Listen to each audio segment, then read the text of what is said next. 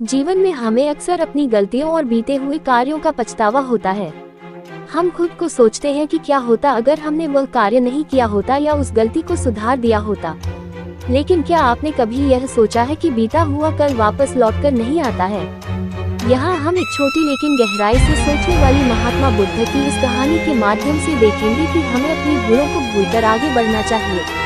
महात्मा बुद्ध एक गांव में प्रवचन सुना रहे थे। उन्होंने पास में लोगों के समीप अपनी मधुर वाणी से सभी को संबोधित करते हुए बताया कि हर किसी मनुष्य को धरती माँ की तरह सहनशील तथा क्षमाशील होना चाहिए। क्रोध मानव का ऐसा शत्रु है जो दूसरों को तो हानि पहुँचाएगा, साथ में खुद भी उससे नहीं बच पाएगा। इसलिए क्रोध ईर्ष्या मानव की सबसे बड़े शत्रु है। सभा में सभी लोग शांति से उनकी बात को ध्यान पूर्वक सुन रहे थे। तभी वहाँ उस सभा में एक अति क्रोधी व्यक्ति भी उपस्थित था। वह पहले तो उनकी बात सुनता रहा, फिर वह अचानक महात्मा जी से क्रोधित होकर बोला। बोलते समय उसका आंखें खून के समान लाल हो रही थी। उसने बोला कि तुम ढोंगी हो, यहाँ बैठकर लोगों को बेवकूफ बना रहे हो।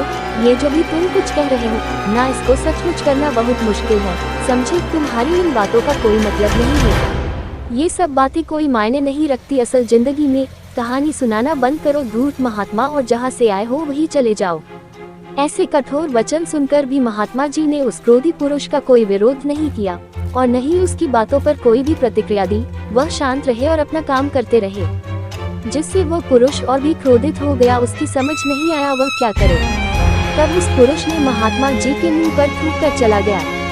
अगले दिन जब उस व्यक्ति का क्रोध शांत हुआ और उसे अपनी गलती का पछतावा हुआ, तब वह आत्मग्लानि में जलने लगा और फिर उसने सोचा कि उस महात्मा से मुझे माफी मांग लेनी चाहिए। वह महात्मा जी की खोज में उसी स्थान पर गया जहां महात्मा जी कल प्रवचन दे रहे थे। लेकिन महात्मा जी वहां कहां मिलने वाले थे। वह तो अपने शिष्यों के साथ अन्य किसी गांव की यात्रा पर निकल पड़े।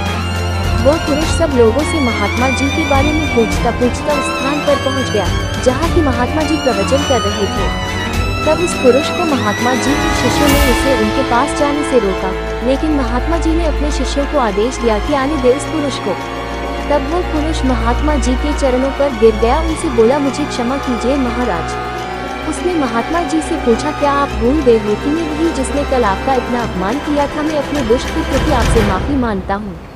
तब महात्मा जी ने बड़े शालीनता से उस पुरुष से बोले कि कौन सी बात? तब उस पुरुष ने बड़ी हैरानी से महात्मा जी की ओर देखा।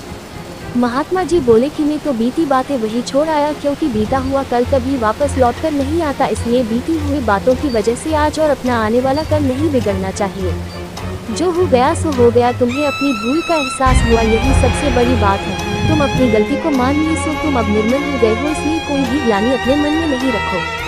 अपने आने वाले कल के बारे में विचार करो और उसे सुधारने का प्रयास करो। महात्मा जी की बात सुनकर उस पुरुष के मन का भार हल्का हो गया और उसने महात्मा जी के चरणों को पकड़कर कहा, आज से मैं अपने क्रोध का त्याग करता हूँ और धैर्यवान और क्षमाशील होने का प्रण आज से लेता हूँ।